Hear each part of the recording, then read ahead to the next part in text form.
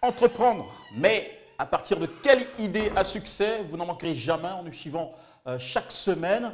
Ce samedi, les boissons font recette dans Yabara, d'une commerçante de thé à base de petits colas, de lait de Tchongon à un distributeur multimillionnaire. On fera le tour. Nous évoquerons thématiquement les obstacles au développement de l'entrepreneuriat. Bonsoir chers tous et bienvenue dans Yabara, votre magazine dédié à l'entrepreneuriat qui d'ailleurs alimente la ligne éditoriale d'Ose TV qui nous reçoit aujourd'hui.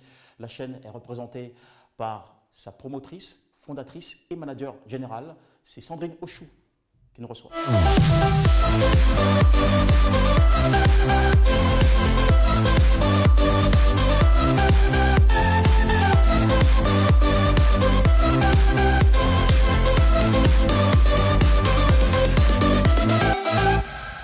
Bonsoir Sandrine. Bonsoir Jean-Michel. C'est un plaisir de vous recevoir dans cette émission et merci de nous accueillir surtout. D'accord, plaisir partagé. Allez, depuis 2017, vous dirigez Ose TV, qui est la première web TV dédiée à l'entrepreneuriat en Côte d'Ivoire. Alors, quel est le cahier de charge de votre entreprise? Ose TV déjà, comme vous l'avez dit, c'est une chaîne de télévision en ligne. Donc déjà, notre ligne éditoriale, c'est entrepreneuriat et leadership. Ose TV, c'est reportage, publi-reportage et conseil en communication audiovisuelle. Ça fait 3 ans d'existence maintenant, si le calcul est parfait. Vous rencontrez forcément des difficultés quant à développer, étendre, voire diversifier votre entreprise? Oui, effectivement, les TPE, les toutes petites entreprises comme les grandes entreprises rencontrent forcément des difficultés. Nous avons à ce sujet d'ailleurs dans Yabara une belle histoire aussi d'un entrepreneur comme vous, une femme, Bintou Boiré, qui a connu les difficultés familiales, des limites financières, des frustrations professionnelles, mais qui n'a jamais du tout lâché la rampe. Grâce à sa force de caractère et d'ambition, elle a réussi à se faire un chemin dans le domaine du business, du petit cola. On peut dire que c'est le chemin de l'entrepreneuriat. Effectivement. Et voilà, on va tout de suite découvrir son histoire ensemble.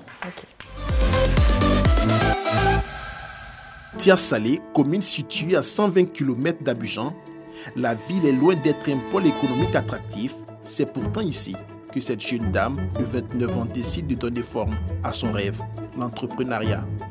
Bintou Boiré s'est investie dans la transformation du Garcinia Cola et du Souché en jus, deux matières communément appelées Petit Cola et Tchongon.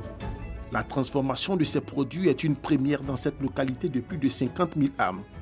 Une opportunité d'affaires qu'elle a conçue depuis 5 ans et portée, malgré les avis contraires. Quand j'étais en classe en année préparatoire BTS, il y a quelqu'un qui m'a dit qu'il allait me mettre en contact avec quelqu'un qui pouvait monter mes dossiers. Et quand je suis allée croiser le monsieur, il s'est mis à rire parce qu'il me voyait très petite.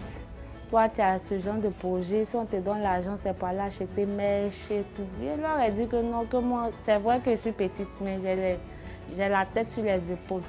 Et bon, ils ont banalisé. Donc, une fois, on était à l'esplanade de la mairie de Tia Salé. Et il y avait les directeurs de l'agence emploi jeune qui étaient là. Quand ils ont fini, ils ont demandé s'il y a des questions. Donc, j'ai pris la parole et j'ai dit que moi, j'ai un projet. Mon projet consiste à transformer le petit cola en jus et le tchongon en lait. Donc, quand j'ai fini de m'exprimer, ils ont commencé à applaudir. Ils ont dit que c'est un projet qu'on ne voit pas comme ça. Donc, eux, ils vont m'aider à réaliser ce projet-là. Le financement de l'agence emploi jeune à hauteur d'1 million de francs CFA acquis, Bintou sort de l'informel, crée son entreprise, s'achète une machine de broyage et depuis, son business connaît un vrai boom dans la région. Une fois par mois, sur sa moto, Bintou parcourt près de 30 km en direction de Hermankono, localité située sur l'axe Tia Salé-Divo, pour s'approvisionner en matières premières. Ça. Oui, il faut donner les 2 bassins. Moi, je suis ta meilleure cliente qui jusqu'à Tia Salé pour venir. Quand il vient, tu peux pas faire prix spécial. Non, c'est vrai. Non, toi, tu es un jeune client, donc à cause de ça, j'ai diminué un peu. On peut diminuer un peu. Elle met un point d'honneur sur le choix de ses intrants. On consomme, ça rentre dans le ventre. Donc, tu ne vas pas acheter un truc périmé ou bien un truc qui n'est pas de bonne qualité pour donner à tes clients. Si aujourd'hui cet entrepreneur s'est bâti une renommée à Tia Salé, les choses n'ont toujours pas été faciles pour elle. Avant de construire ce bâtiment-là, tout a commencé là. Après un post sur le Facebook, j'ai eu un recruteur à Tia Salé qui m'a demandé de venir travailler en tant que comptable dans sa société de café cacao. J'ai décidé de quitter Abidjan pour venir à Tia Salé m'installer, vu que je voulais quitter les parents. On a commencé à travailler pendant 5 à 6 mois. Et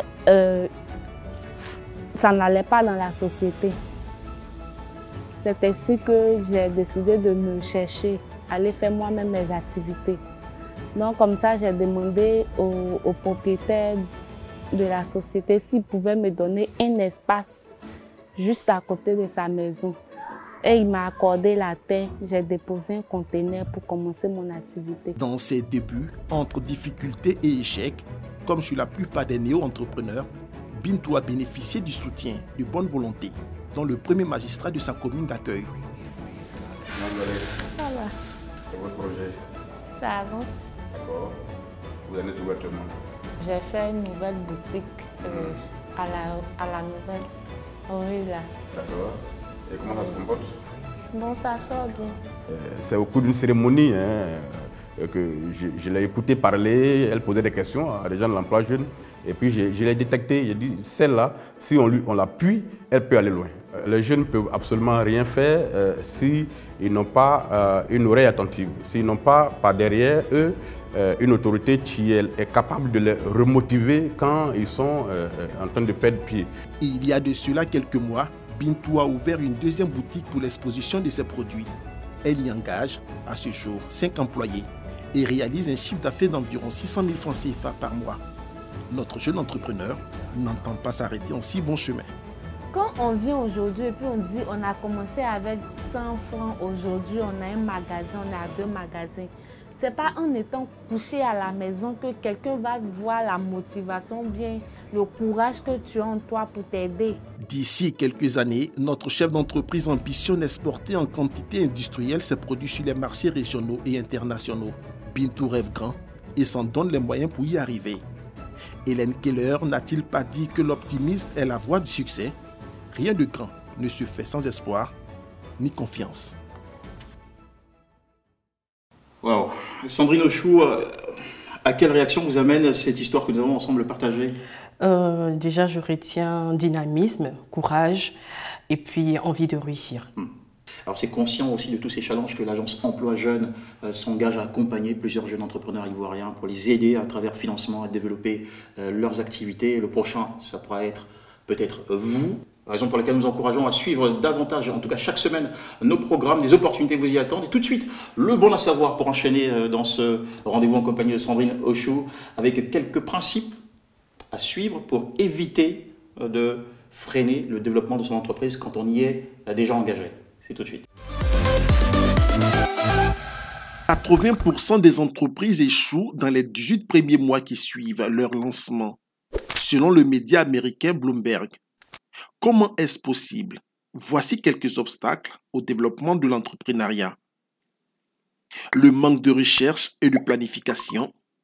Le manque de sérieux, de rigueur et de persévérance, surtout pour l'entrepreneur par défaut. Le manque de business plan, le document indispensable par lequel tout commence. Le manque de prévision budgétaire et une mauvaise gestion financière. Vous devez connaître précisément vos recettes et vos dépenses pour identifier au plus tôt les démarches correctives à mettre en place. Les mauvaises procédures d'embauche et de management. Le dirigeant d'une petite entreprise doit toujours être à l'écoute et apprendre de nouvelles manières de motiver ses équipes. Et enfin, le manque de stratégie marketing. Une stratégie marketing n'est pas un élément secondaire, c'est indispensable à la réussite de votre projet d'entreprise. Vous suivez Yabara et vous faites bien. 1994, Monsieur Assalé, alors cadre commercial à Bracody, décide lorsque son entreprise rachète le groupe Solibra de démissionner pour se lancer dans le business de la distribution de boissons. Un chemin qui n'a pas été de tout repos. Aujourd'hui, 26 ans après, il est à la tête d'une entreprise florissante et décide de partager son expérience d'entrepreneur pour nous amener à y croire. Bonsoir, Monsieur Assalé. Bonsoir. Merci pour l'honneur que vous nous faites. Je vous en prie. À l'époque, vous étiez dans un confort en tant que cadre, avec un salaire régulièrement et d'ailleurs très bien payé. Qu'est-ce qui vous pousse à faire ce choix, à prendre la décision de tout plaquer pour vous lancer dans l'initiative privée? Pour dire vrai, j'ai été obligé d'emprunter cette voie d'entrepreneuriat plus vite que prévu. Obligé. Obligé. Parce que j'étais cadre de Bracody. Et quand Bracody a racheté Solibra, mon poste était menacé. J'étais le responsable de Bracody Bouaké. Bien évidemment, la proposition m'a été faite par la société de quitter avec quelques pécules. J'ai donc utilisé ce qui m'a été versé, voire 3 millions de francs, pour me lancer dans une activité qui était la mienne pendant 20 ans. Non plus pour une structure, mais à mon compte personnel. C'est de là est née l'idée de Socob. Socob, qui est votre entreprise. Exactement. Lorsque vous vous lancez dans cette aventure-là, tout ne va pas être lisse. Il va y avoir des difficultés sur le chemin. Quelles ont été les premières et les grandes difficultés surtout?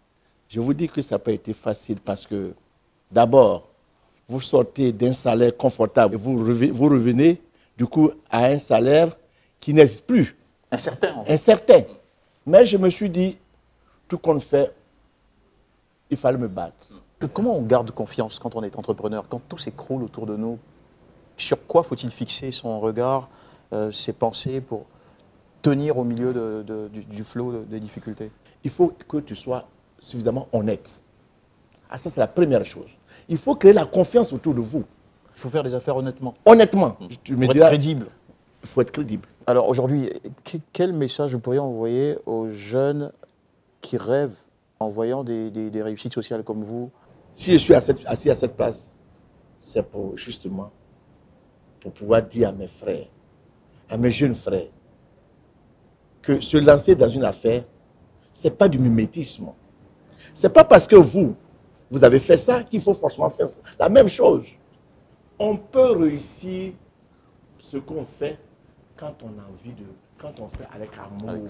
D'accord. En tout cas, nous, à Yabara, nous aimons l'entrepreneuriat, nous aimons aussi des modèles comme vous et nous espérons que votre exemple aura inspiré plus d'un, forcément. Merci infiniment pour le temps que vous nous avez accordé et nous vous souhaitons encore davantage de plus larges marchés.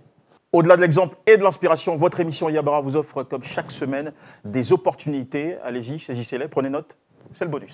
L'agence Emploi Jeunes recrute pour ses entreprises partenaires les profils suivants. Commercial terrain, CDD, 15 postes. Niveau de formation 3e. Âge 20 à 40 ans. Sexe homme.